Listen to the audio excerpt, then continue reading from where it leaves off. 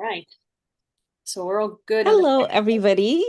Welcome to our, I believe it turned out to be May/June conversation about love, unity, and divine oneness. And my name is Alia Jamal, and here's my friend Nefrit. Just a little bit background. Last year, me and Nefrit, we met through just networking on Facebook, and we started these conversations about love and unity and divine oneness. We both come from a very different background. We both are moms. Um, and our goal is to create a world for our kids where they don't need to be afraid of anyone, where they are so connected with themselves that they can connect with other people with love, and they can experience that divine oneness with other people. So that is the mission we both are on. And every month we bring some kind of topic, and I'll introduce the topic in a little bit. I'm going to let Nefrid introduce herself.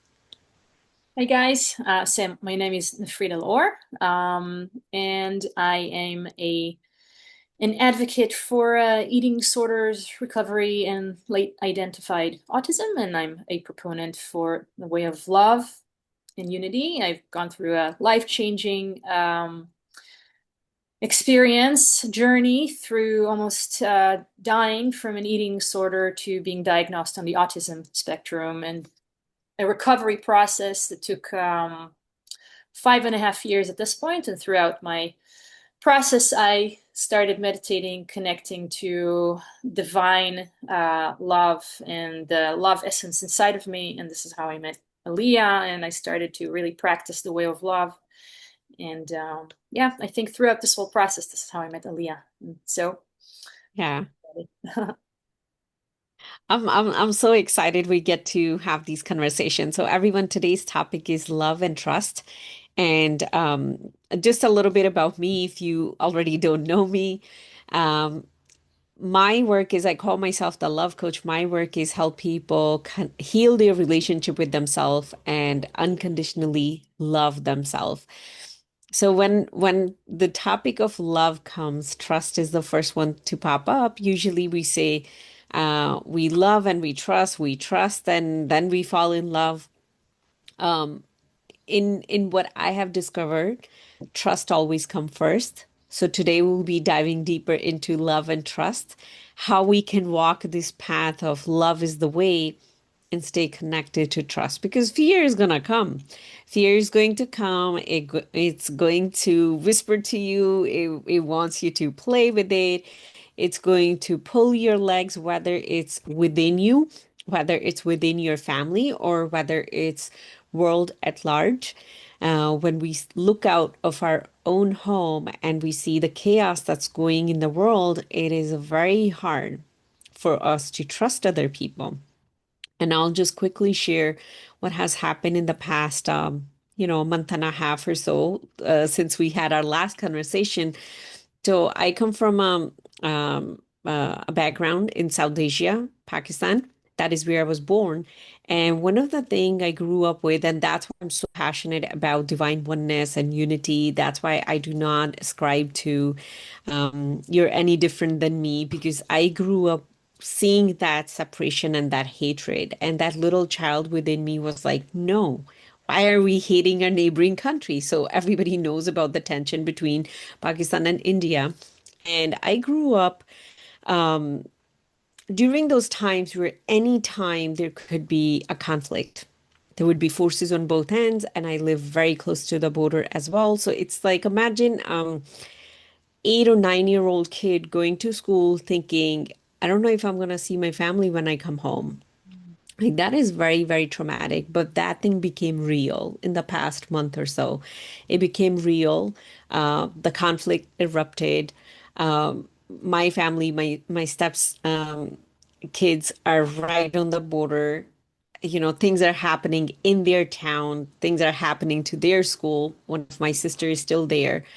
It just became very real. And in that moment, that's why I suggested to Nafreed, let's talk about love and trust. Yes, I want to talk about love. I want to talk about unity.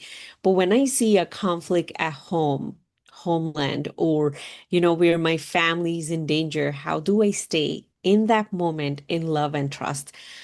So I'll very quickly share how I navigated that. Of course, it's very easy to see, oh, the other person is the enemy and this and that. But when we step into soul leadership requires us to be able to see um, the other You person mean as a part soul of as in us. SOUL, not like soul SO. Yeah, Soul leadership. yeah. With soul. Yeah. Yeah. So when we step into that, we are required to see everyone a part of us. And that is not always easy. So through those three very crazy days, I sat down and I meditated. And I kept sending light to the whole region, not just to my area, not just to my family, to the whole region. And, it's one thing to talk about unity, but when you get down and practice it, I know, Nefrit, like when we started conversation, there was conflict going back in your homeland, Yes. and you were talking about it, how you're and wrapping the whole area in light, and that is what you desire. But when I got to experience it and sitting there meditating, praying, and whatever I was doing, and the visualization and everything, seeing the value on both sides, the value of life, the love on both sides, and remembering that divine unity. And that required trusting the divinity within us, trusting the divinity within me. I remember there was this one night, and I asked my mentor, I was like, what is something I can do? And I was given instructions. I sat down and I said, Alia, you have the power. You, one person, have the power to completely transform this area. I didn't think I was small, I was little. I said, no, you, one person, has the power to completely transform this area with your visualization and your meditation, with your, we can say, prayer. What I feel like my focus can do. So that was such a deep trust in my own divinity, but also the trust in the divinity of people who live there, who are sparks of light, part of us. And within 5, 6 hours, I saw a shift, and I know my focus contributed to that. I know that. And the same way, our focus, that's why we too started this. We are so powerful. Our focus can completely transform anything. So we can sit in our home in a dark space in fear, have that pity party, what is going on with me, what is going on with the world. But what world really need is for us to trust the divinity within us and then lead with love. And I'm sorry, it just went on on a whole tangent. No, it's perfect. Which was not intentional. It was a whole thing because I went through firsthand experience. It's one thing to come here and talk about, oh, we are all one, and let's talk about love. But when we get to practice it, it is a very different experience, a Yeah. very different. Yes, no, thank you for sharing this. This is very pertinent to the topic that, and we know, you and I know, we decide sometimes on a topic and then it takes us to wherever we need to go. But it's very pertinent. And, this is a I very much can relate to this from my end. This is, like you said, this is exactly why Aaliyah and I knew each other for about a year. And I kept thinking that we should share our connection with the world. And then the war started in my country, in my home country in Israel. And then I said, along those lines, I kept telling her, we really need to bring this to the world, but it just wasn't the right time. There's so much going on, and there's so much strife and difficulties, and eventually came to fruition.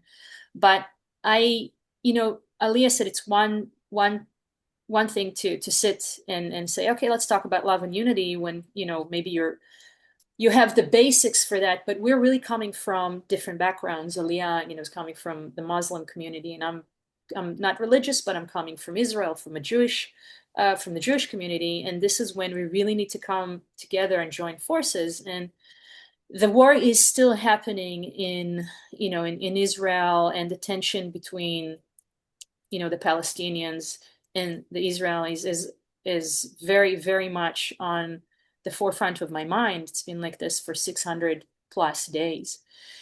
And I'm still, and I see a lot of hate and a lot of, and I'm kind of tying it back to the issue of trust.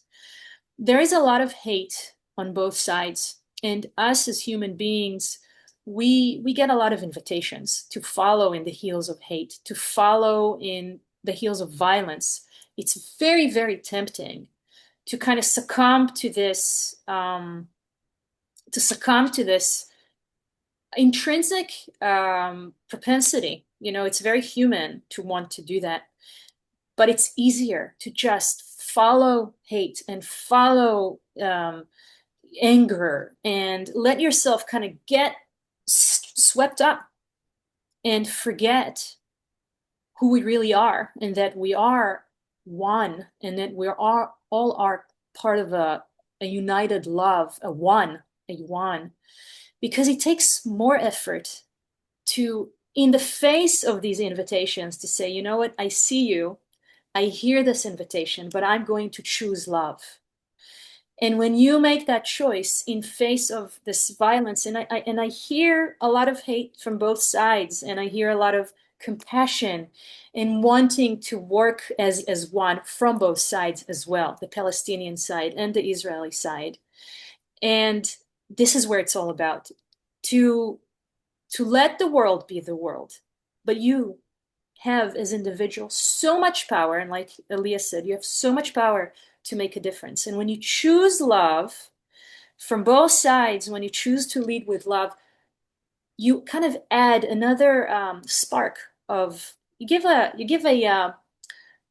see it as giving a material to this parable, that overarching parable, the story that we write together as human beings, the story that we write together with the divine forces. We give it, material to work with, love material.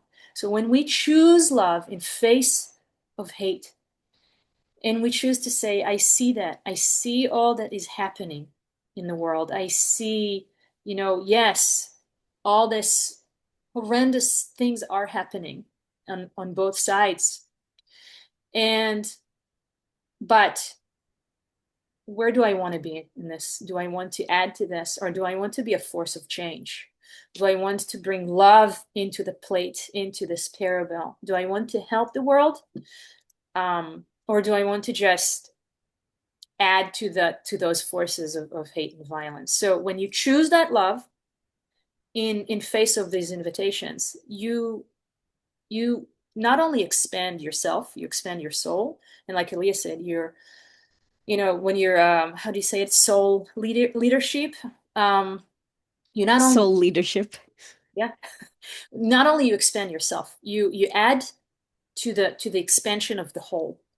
And you yeah, and the trust, that trust in your abilities, the trust in the love that is inside of you, and the trust that is in divine love.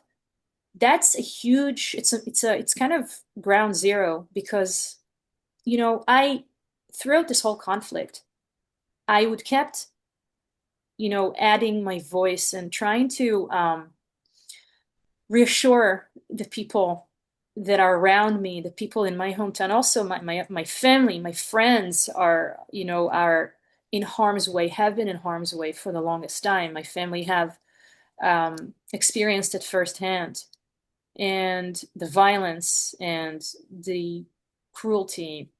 And again, I want to say again, I want to also emphasize how much compassion and love I have for both sides. I'm not choosing any side. I'm choosing humanity. I'm choosing love. I'm choosing compassion and kindness and empathy to all.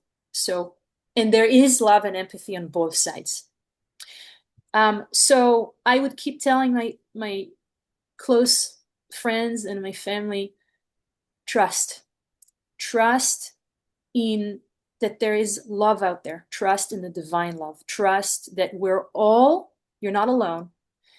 There is a way that we need to go. There is an evolution, revolution sometimes in order to evolve. Humanity goes through very dark places, but trust that there is a purpose to all this and we can create change together.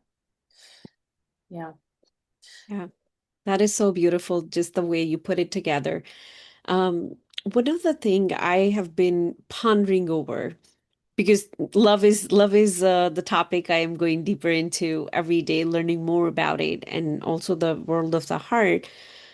Um, the reason it's easy for us to give into hate when it comes to my neighbor, my town, another country, or another nation, because it's easy for us to give into hate when it comes towards us. Mhm. So our own internal relationship gets reflected how we see the world. But when we start healing that hate within us, so that will require nurturing that, love within us, that trust within us. That is what makes it easier to put it out. And that is what makes it easier to see that divine oneness, see that you and me are not separate. We seem like we're, in separate bodies, but we both are one. Our soul comes from one source. We are connected. But it does starts, it's a very personal experience.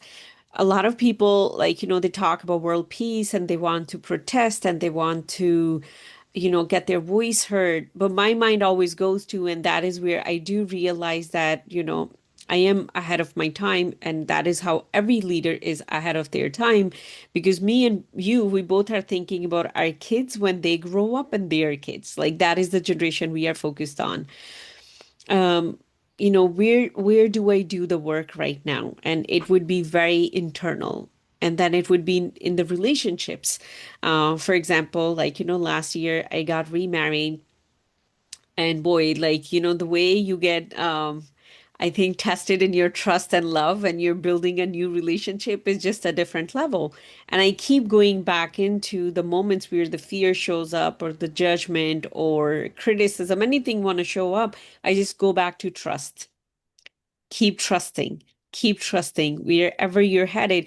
And it's so fascinating to see when I lead into trust, within few moments everything resolves, because trust is opening our heart, and that is the world need. If we really want to get to a place of love and unity and divine oneness, world really needs people with open heart, not people who just care a lot or who are very compassionate. That is not a heart open person. That is just a person who like to people please a lot of other people. A person who truly has their heart open, as Nefrit was talking about, they can look at the chaos in the face and say, I trust it's serving a purpose. That is a person with a heart open. And through these conversations, our goal is to invite more people to live like that, because that is what the world needs. That is how we are going to raise the frequency. I know we both come from piece of land that have been in conflict for decades, Mhm. right? I know there are people who are going to be watching this, and maybe they come from a background where they have no idea what conflict is, and they're like, okay, I can't even wrap my head around what these two are talking about. But even that person has hard time trusting because of what they have experienced. Maybe they experience a betrayal in their, intimate relationship, and they find it really hard to trust. So they go to that safety, I'd rather be alone and not trust anybody. But that contributes to the division in the world because their heart is closed. So when we really want to make a difference in the world, really going back inward, and, for both of us, that is where the journey started. Yeah. We started working on our relationship with ourselves, Mhm. and then, our extended relationship. Okay, how am I showing up in love and trust there? And that created such a beautiful ripple effect. Yeah. Absolutely. I always say, so as I said in the beginning of of our show, I have gone through a very transformative journey of recovery. And I learned, there are a few kind of, if you want to kind of bottle it into just a few, you know, principles out of this, a few wisdoms that I learned from this. The first one that I understood is that healing, any kind of healing, whether you're healing from, what I went through, and eating disorder, and, just feeling, like very out of place in the world from, until I got my autism diagnosis and all sorts of stuff, where you're healing from whatever alcoholism, addiction, whatever it is. Um, and as you and I always say, we all go through something because we're human. There isn't one human who's not going through something. But any kind of healing starts at home, your home, yourself.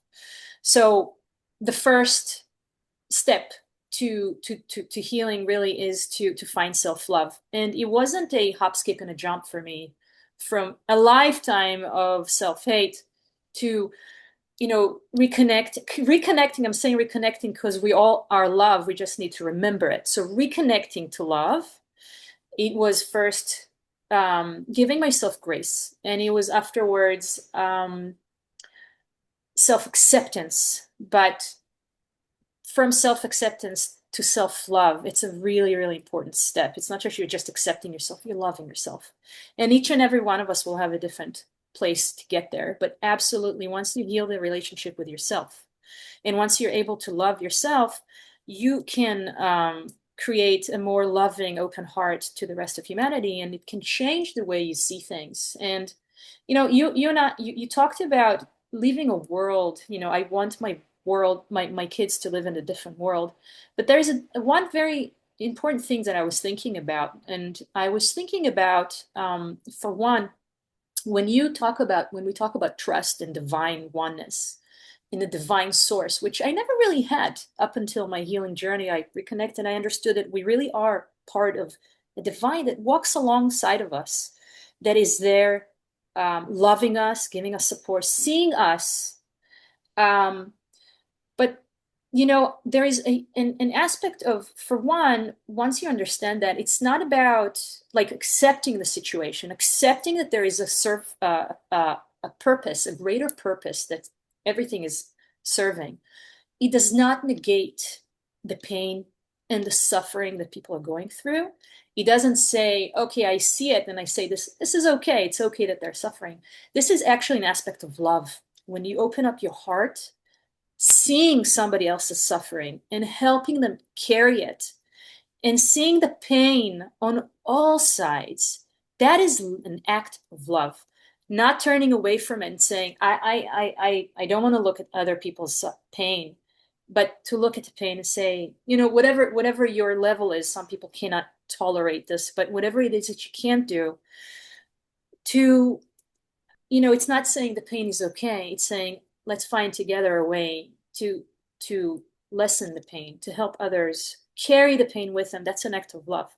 But the other thing that I was thinking about is, um, I think a lot of us get very, and that's in regards to leaving a world that, that our kids will have a better world to live in. Of course, I want that. And in the back of my mind, I learned a very important lesson, that in order for me, a lot of people get very impatient. They want to see results. We're kind of we're beings of instant gratification, especially with media today. We have access. We're sending a mail, it gets to this other person. We're sending a text, we want an immediate response. Whereas in the olden days, you would have to send snail mail. Wait a while until you hear back. You would have to call and a regular phone. There wasn't texting, so we want results. And so, when we're talking about love and wanting to see change, I understood that I may not see change. Maybe I will, but it doesn't matter to me. I want to extend love to the world without connection to results.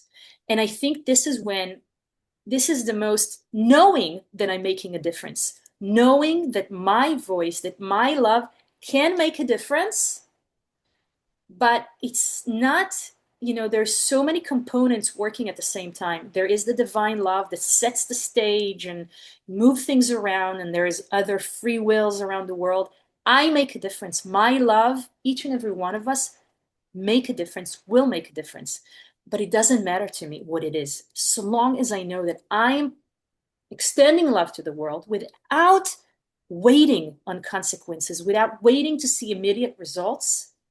Then I'm doing what it is that I'm came here to do. That makes me feel like I'm being love, that I'm leading with love, that I'm leading with light. I'm not waiting on consequences. I'm doing this because I want to be love, because I want my voice in this world to be a voice of love, not of hate.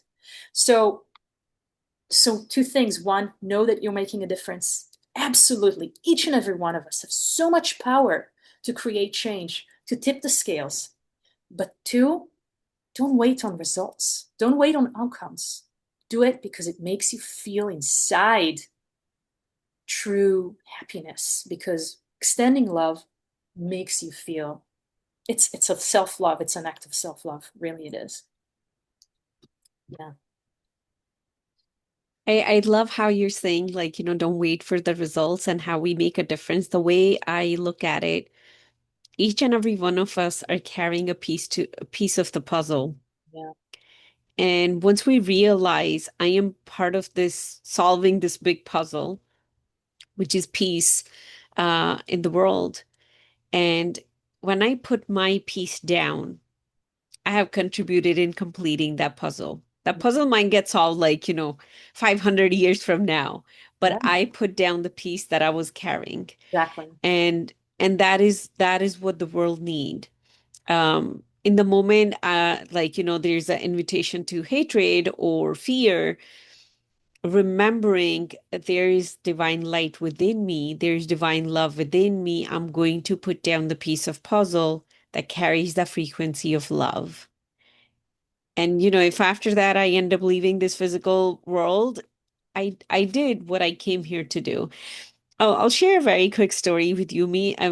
I love taking, like, these walks with my son when the weather gets better, and usually they're very profound, deep metaphysical conversations.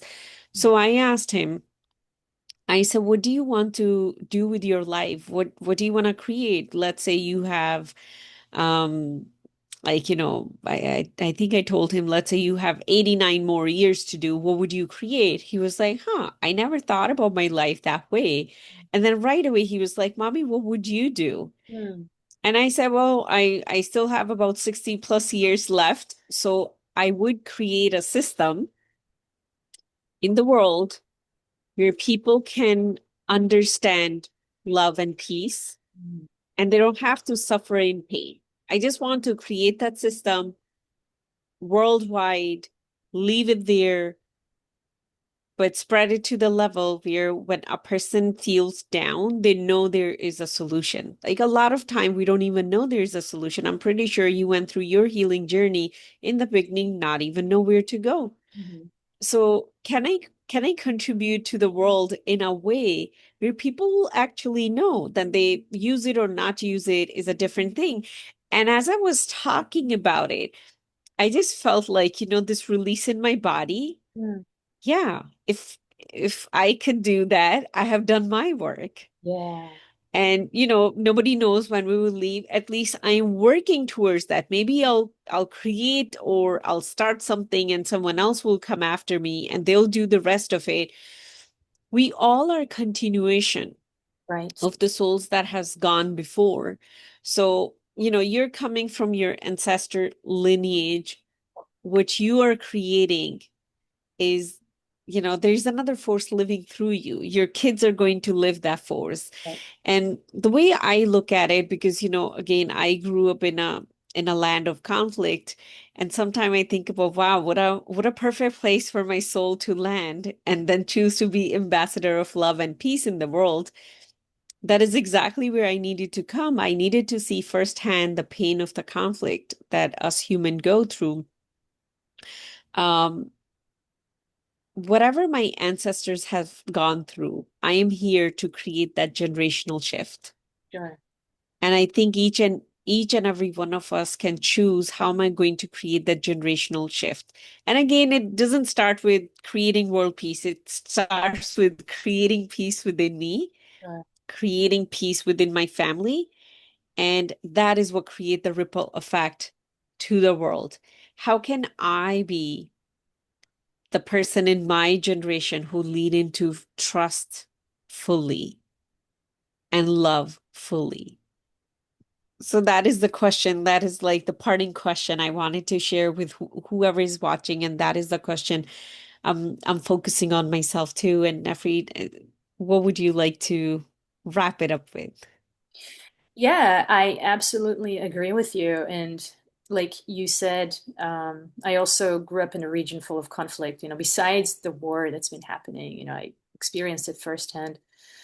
In my life, my own family, my mother, she was a war widow, and that affected, created a ripple effect for the rest of my life. And when I was a kid, there was always terrorist attack threats. You didn't know if you're going to get on a bus and get blown up in the bus, and the Gulf War. And experienced that as a 12-year-old, and there were always missiles and rockets sending over, overhead, and during that time, and sirens, and you would have to don the gas mask on, and 4 o'clock in the morning, I would have to wake up my parents the first time, and during time to karate class, you would have to run into the sealed room, into bomb shelters, and up until today, I have every time I hear like um, the acceleration of like a motorcycle, that sound when they accelerate, and or a firehouse, my heart skips a beat. Like it's my instinct to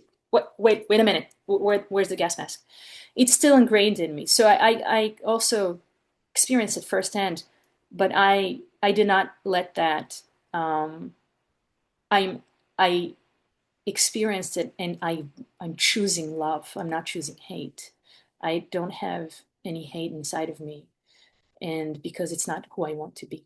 And so it's all about, like you said, you have a piece of a puzzle inside your hand, put it down, and maybe it's going to create an immediate change. And I know it does. Maybe it's going to create bigger change in hundreds of years. I don't know. But it's all about putting the seeds in the ground and letting those seeds grow and do whatever they need. But I know that the seeds that I'm putting in the ground every day are seeds of love, not seeds of hate.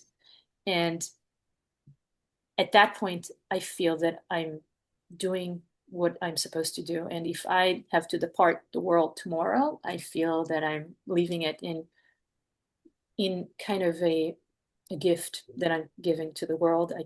I did what I'm supposed to do here, because that feels like I came here to be love. And I'm always, walking about with a mindset of love. And just so you'll know, also, and I think those are going to be my last words, an act of love doesn't have to be something besides first the act of love inside yourself towards yourself, but an act of love doesn't have to be something like you're going out and leading out movements, throughout the world. If that's your calling and that's what feels like true happiness to you, go for it. That's how you're going to do it. But an act of love can be as simple as smiling to a stranger across the street. It can be, just sending a text to somebody who's in need and saying, "Hey, how can I help?" It can be with your own family,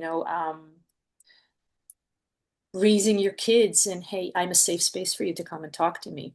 There's ways of love are really very individual, and we all have different ways to express love. So yeah. Yeah. And I wanted to share as a mom, it can also be giving yourself enough sleep Yeah, and good food. absolutely. That itself can create a ripple effect in That's this in self-love. this world. Yeah. Yeah, that level of self-love because it opens our heart. There was this as you were talking, one of the Wayne Dyer quote came to my mind, do not die with the music still inside of you. Mm, And the music that is within each and every one of us, it's that divine love. yeah. that divine love could be, just for myself. It could be for my kid and my spouse. It could be for the trees. It could be for the world at large. And we all discover what that love is for us.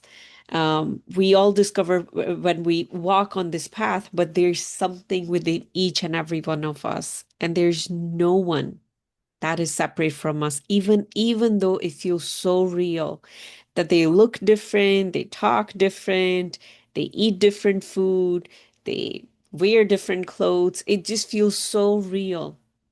But that is the illusion of this physical world. At our core, we all are divine light. We all are one. Absolutely. So with that, we are wrapping up our conversation. Anything, Nefrit, you want to say as we wrap up?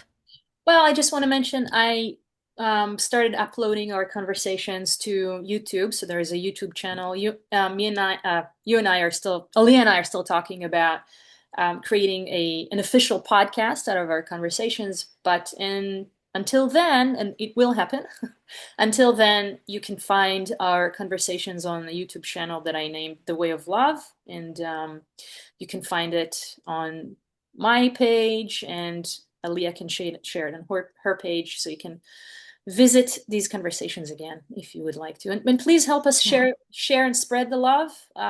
Share whatever you find in your heart to share, and share, any way to help us spread it. Thank you so much for that. Yeah, I will be posting the link, and thank you everyone for being part of this conversation, for listening to us, for watching, for joining, and please share it with whoever you feel like is feeling so down and they want to come back to their own center, that love is the way. So we'll be back next month with a different angle on this conversation. We are sending so much love to you. Love to everybody. Bye. Bye. I think you can pause the recording.